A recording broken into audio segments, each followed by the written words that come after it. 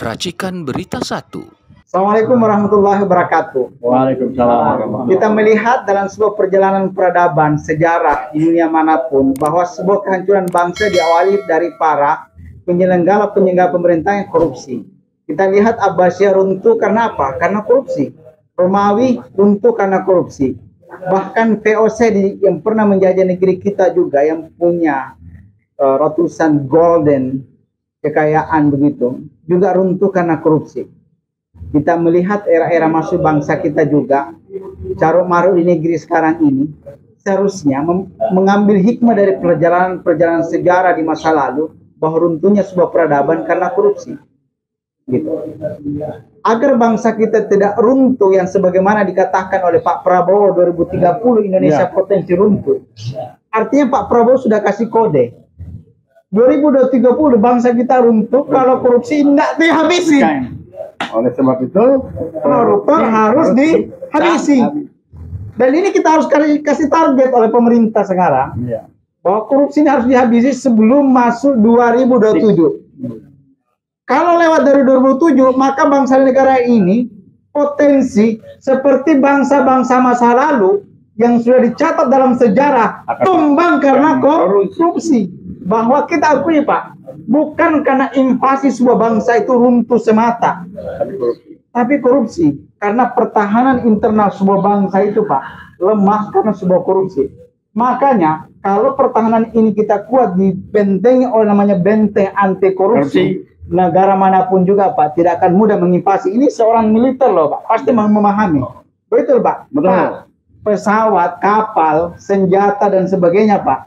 Kalau dikorupsi energinya bisa jalan nggak?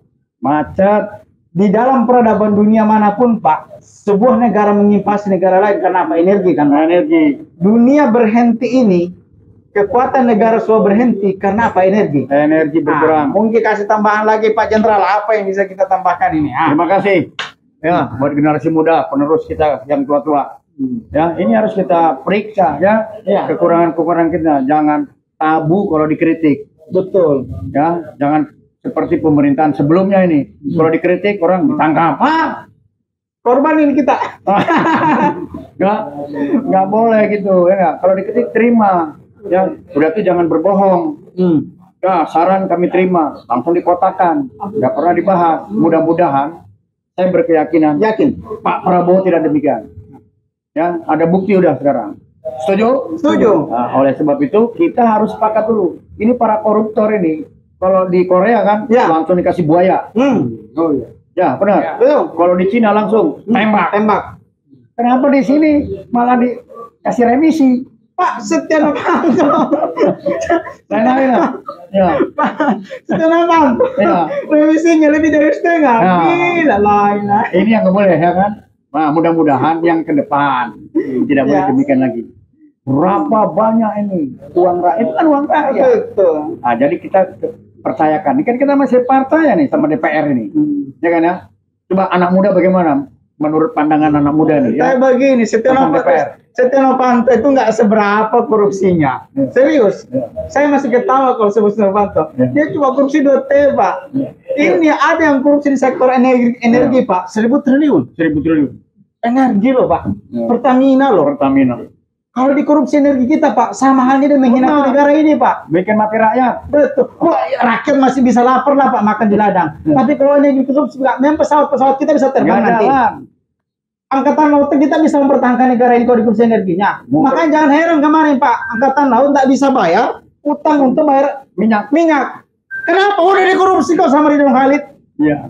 Gitu. Ya, mahal lagi harganya. Mahal lagi. Ini gila. Jadi orang jangan melihat dari segi satu skema dalam korupsi ini, Pak. Lihat sebuah pertahanan semesta. Lihat sebuah pertahanan negara. Lihat sebuah bagaimana negara ini akan membendung pertahanan ketika ada invasi dari luar negeri. Kenapa? Inilah korupsi yang bahaya. Jadi bagi saya, Pak, koruptor itu, Pak, apalagi di sektor energi itu udah pengkhianat negara. Itu lebih sadis dibandingkan OPM loh Pak. Lebih sadis dibandingkan GAM loh Pak. Betul. Kalau GAM sama OPM itu hanya membunuh individu-individu. Tapi kalau koruptor di sektor ini Pak membunuh 280 juta negara ini. Dan merusak kedaulatan wilayah. Itu yang harus kita jaga. Kita jaga. Seharusnya militer tentara itu sudah pasang tank di depan rumah-rumah koruptor itu untuk ditangkap. Seharusnya bagi saya seperti itu, Bos. Gitu. Pak Prabowo itu sudah sejauh itu tidak berpikir 2030 akan hancur. Artinya apa?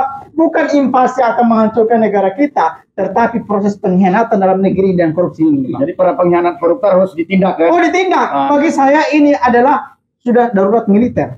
Harusnya ya? Harusnya. Bukan lagi darurat biasa-biasa saja. Ini udah darurat militer loh. Baru kalau hari ini saya dibilang provokator, bagi saya tidak. Ini adalah mendukung visi Pak Prabowo. Ini sudah harus masuk darurat militer koruptor. Militer yang harus turun menangkap mereka, Pak.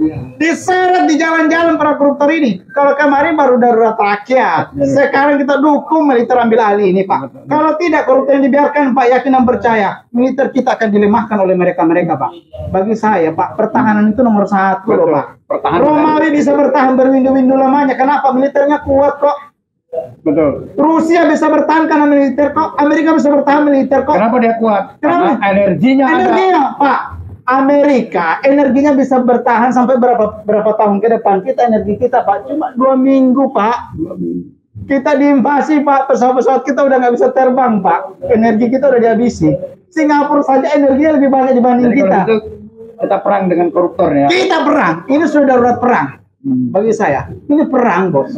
Ini perang, Dari Pak. segala lini nih ya. Dari segala ini. Ini perang, serius. Pak Prabowo jangan dibiarkan sendiri perang. Jangan Nggak dibiarkan boleh. sendiri ya, perang. Nggak boleh. Mahasiswa dan pemuda, kalau cuma santai-santai saja tuntutannya masalah SPP naik, aduh kecil, Bos.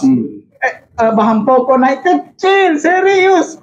Kalian tuh cuma mikirin perut. Ini kita sudah tidak kelas memikirkan perut kita semata, Pak. Tapi ini sudah naik kelas lebih tinggi lagi. Ini menyangkut keselamatan bangsa dan negara kita.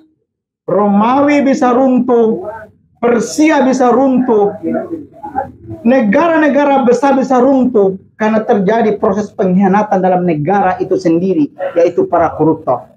Kita lihat negara-negara besar sekarang sedang menimbun energi. Energi ditimbun, persiapan untuk menghadapi geopolitik dunia yang panas. Kalau kita tidak siap menghadapi geopolitik panas, kita belum perang sudah runtuh. Maka dari itu, pertahankan, tangkap semua koruptor, kembalikan uang koruptor itu untuk menimbun energi ini sehingga militer kita demi kedaulatan rakyat. Demi kedaulatan rakyat. Karena energi ini menyangkut sampai ke dapur. Bagi saya ini segera kita lakukan. Pertahanan. Maka dari itu, coba kita berikan pandang, Pak. Motivasi anak-anak muda, Pak. Silakan. Bakar anak muda, Pak. Bapak saja udah sepuh di sini, masih mau bergerak, Pak. Bakar mereka, Pak. Seret mereka dari kampus-kampus. Seret mereka dari kos-kosan, Pak. Untuk membesarkan negara. Gitu. Bapak saya yang sudah sepuh kayak gini, Pak, masih semangat. Seret anak-anak muda ini. Kalau tidak, Pak, yakin dan percaya mereka jadi jongos-jongos masa depan negeri ini. Ayo, Pak. Nah, pengalaman. Semangat. Sebenarnya buat kami yang tua-tua ini, ya katakanlah seperti beliau pensiunan jenderal, saya pensiunan PNS. enggak, saya swasta. Ya. Apa kenyataannya? Pada saat ini mahasiswa itu tidak bisa berbuat apapun. Makanya kami alumni UI yang dulu alumni UI Bangkit, sekarang jadi UI Watch, itu terpaksa bergerak dengan apa adanya, ya, sampai kita dituduh transaksional, pengen jabatan. Aduh, jabatan buat kami udah selesai.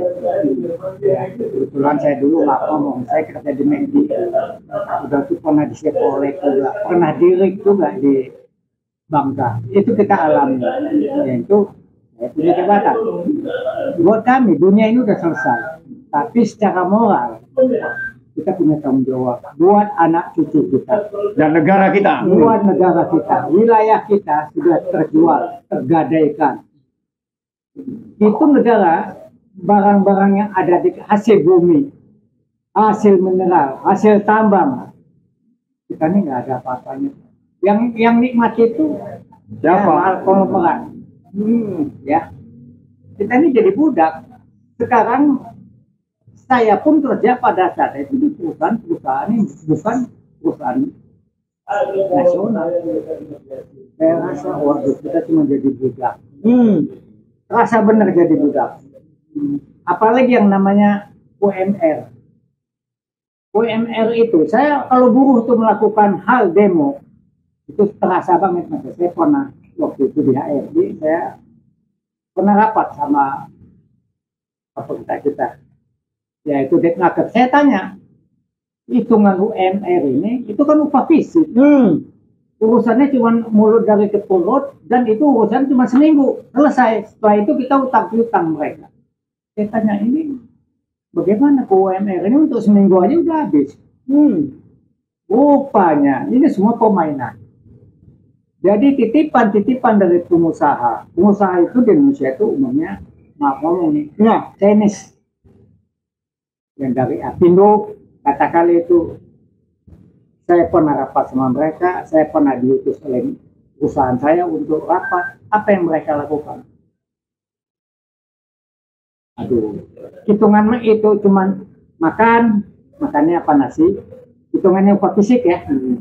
Makanya terjadinya tuh nasi pagi, siang telur, malam telur. Hitung aja. Itu untuk sendiri, tidak untuk keluarga. Makanya dibilang upah fisik. Nah, jadi pemerintah sendiri juga setengah hati untuk membantu para buruhnya. Padahal buruh itu adalah aset dari perusahaan, partner dari perusahaan. Tapi kenyataannya UMR itu diatur sedemikian rupa sehingga yang tadinya setelah digodok oleh Depnaker itu kan harus dikasih ke DPR. Nah itu ada hitungannya. Titik koma ini harus hilang, angkanya juga itu diatur. Jadi Bapak maunya gimana? Saya maunya pemerintah itu justru membela kaum buruh. Buruh harus dibela, betul. Ya, kasihan. Makanya buruh kan demo terus. Karena nggak cukup. Seminggu itu udah habis duit. Oh jadi gaji sebulan hanya untuk seminggu? Seminggu. Dan itu buat pribadi gajinya itu. Ini yang namanya Gus Jamak nih. Nah, itu yang saya kok bisa begini ya pemerintah kita ya. Jadi yang semua seperti apa aja ASN itu Depnaker itu. Apalagi bagian pengupahan itu. Jadi budaknya Cina, jadi budaknya pengusaha. Bayangkan dia bisa atur. Karena ditangkap pamennya kemarin. Pamennya ditangkap. Itu lain lagi masalahnya, itu bukan masalah pengupahan. Sekarang bagaimana nih menurut generasi muda? Saya rasa pengusaha tidak ada salahnya. Yang salahnya ini membuat regulasi. Regulasi. Pemerintahnya itu sendiri, Pak. Ya, kalau regulasinya nih, kalau bicara regulasi, mereka udah buat. Ya. Tapi tahu-tahu di kita komplit sama pengusaha. Pengusaha. Ya, di kita komplit. Kami cuma sanggupnya sekian. Kalau nggak usaha kami tutup atau kami diancam dia akan keluar negeri. Padahal sudah ada aturannya. Kalau perusahaan itu tidak sanggup membayar UMR saja, ya kasih surat kepada pemerintah. Loh, kami nggak sanggup karena kami lagi rugi. Nanti akan dinegosiasi kepada buruh. Kita nggak sanggup nih. Jadi maksud Bapak ini tadi tenaga kerja itu bisa memperlemah pertahanan negara. Betul. Gimana anak muda? Buktinya demo terus dari dulu buruh kan demo terus. Setiap ada kenaikan UMR dia demo terus. Jadi begini Pak, dalam sejarah itu demonstrasi itu tidak ada menghancurkan sebuah negara. Apalagi kelompok-kelompok anak muda ketika berpikir kritis tentang kondisi negara kita. Justru dalam konflik-konflik dunia itu Pak terjadinya sebuah kehancuran sebuah negara, ada pertama itu adalah korupsi, pasti lemah. Ketika lemah maka akan terjadi benturan faksi. Yang kita takutkan itu terjadi benturan faksi antara orang yang pegang senjata. Ketika terjadi benturan, nah itu yang kita takutkan. Kita hindari. Makanya kita menghimbau jangan sampai yang faksi pegang senjata ini benturan. Ya. Itu dalam sejarah dunia Pak. Masing-masing kan udah punya tugas. Masing-masing tugas. Kalau itu dalam sejarah dunia Pak, itu semuanya runtuh peradaban dunia Pak. Karena faksi-faksi ini sudah punya kepentingan ini. Ini yang sedang dijaga sama Pak Prabowo. Kita harus dukung Pak Prabowo. Harus dukung Pak Prabowo. Iya. Jangan Kalau sampai saya bilang ya, itu pimpinannya harus diganti. Pimpinan apa nih? Baik polisi, baik penerima kita. Pak usul yang bagus juga nih. Ya, supaya diganti, supaya ada penjagaan. Ya. Karena udah kelewat lama. Overtime. Orang udah kelewat lama megang. Itu bisa lupa. Betul-betul. Ya seperti kita lah yang tua-tua ini. Cuman untung aja ada HP itu, ada laptop. Ya kita nonton, gitu. Jadi emosi kita. akademisi, tapi kan kita sebagai akademisi harus berpikir jernih. Kita minta sama mahasiswa sama BEM.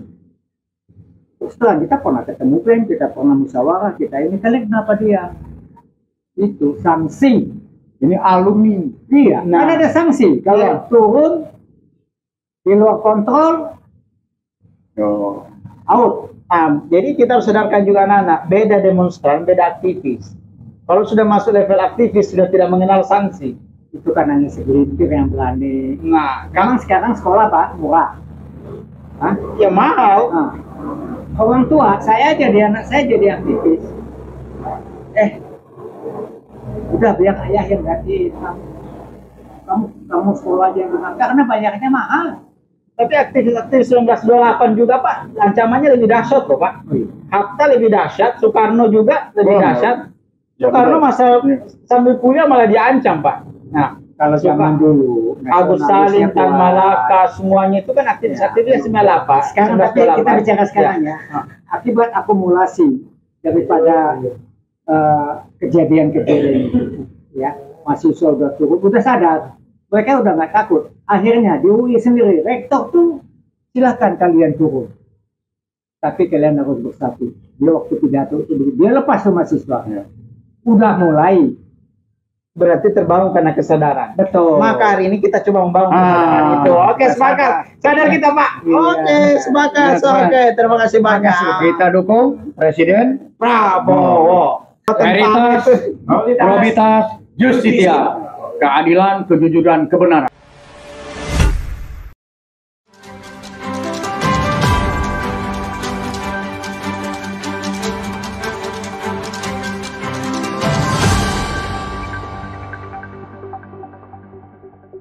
Racikan Berita 1.